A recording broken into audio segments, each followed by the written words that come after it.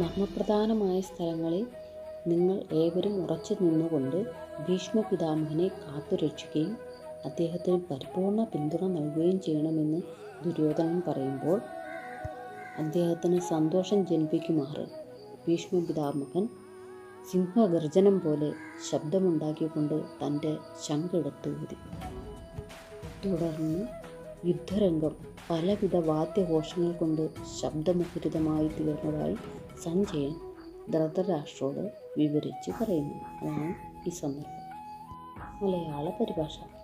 വീരരാ നിങ്ങളിനി ഏവരും ചെന്നങ്ങ് വ്യൂഹത്തിലുള്ളതാ മർമ്മസ്ഥലങ്ങളിൽ മേവിയിട്ടു നമ്മുടെ ഭീഷ്മപിതാമഹനാചാര്യ രക്ഷകരായിട്ടുമേവുക. കേൾക്ക നീ നിന്നുടെ പുത്രന് സന്തോഷമേകുവാനായതാ ഭീഷ്മപിതാമഹൻ തന്നുടെ കയ്യിലെ ശംഖുമെടുത്തതിൽ നിന്നും മുഴക്കുന്ന സിംഹനാദത്തിനി.